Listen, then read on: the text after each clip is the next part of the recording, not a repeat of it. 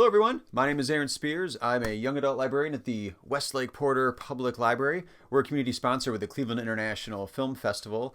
And since we cannot gather together to watch films in person this year at the festival, my colleague Robin and I thought we would put together a few lists to help kind of curate the festival experience by using films from previous film festivals to kind of recreate that festival environment in the comfort of your own home.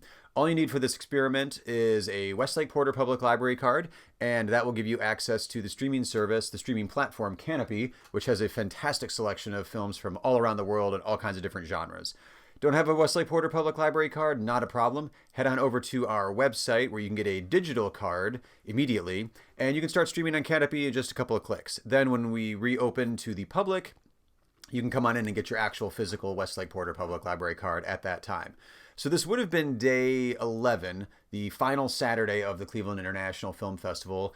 And on the weekends, they do one of my favorite aspects of their programming. I say that with all these videos. I love all their aspects of their programming.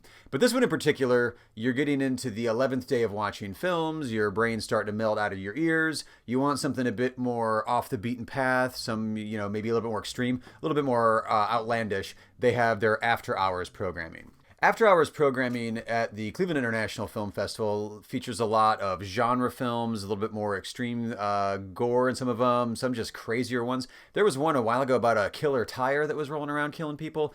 Like I said, off the beaten path, a little bit more extreme, interesting, weirder sense of humor, things like that. Just to give you a heads up on some of the other recommendations that are listed in the links here below or above this post or somewhere around here. One of them is Transfiguration from 2016. It is an American independent film that takes an interesting look at the idea of vampirism and what that means if somebody is maybe just a fan of vampires, even if they maybe aren't fully a vampire themselves, or are they? Another option is Touch Me Not, a 2018 Romanian film, which blurs the line between fact and fiction as it explores human intimacy. Another one, Knife+Heart. It's a French film from 2018.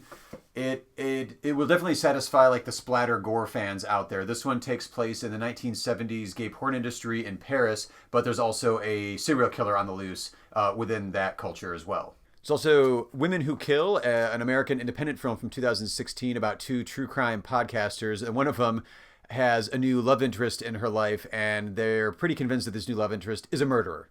The main recommendation, though, for this particular post is Buster's Malheart from 2017. It is written, directed, and produced by Sarah Adina Smith and stars none other than Rami Malek. I am a diehard fan of Rami Malek going back to 2015 because I'm a huge fan of the TV show Mr. Robot. Rami Malek, though... Oh, wait, I have a shirt for that. There we go. Most people, though, know Rami Malek because he won an Academy Award for Bohemian Rhapsody just a couple of years ago and would have been the villain star in the new James Bond movie, although that's been postponed because, well, we all know why it's been postponed now.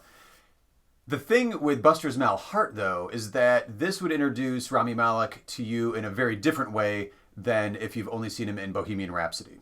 So Buster's Malheart, Rami Malek plays a family man who is working a very isolated job at a remote hotel, and he has a chance encounter with a conspiracy-obsessed drifter, and then his reality starts to slip away as Buster starts to obsess over this idea of the inversion that was introduced to him by the conspiracy-obsessed drifter.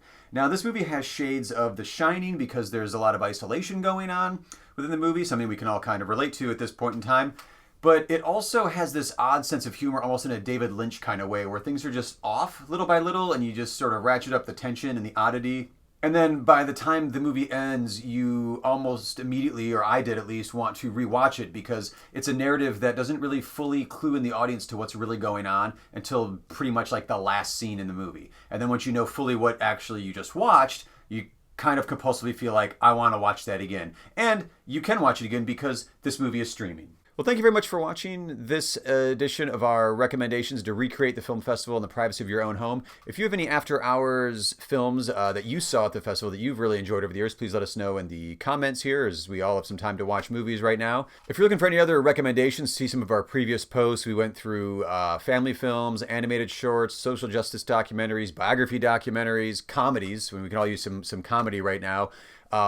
European, Scandinavian films as well, Eastern European that have played at the festival. So check out all the other posts and happy viewing.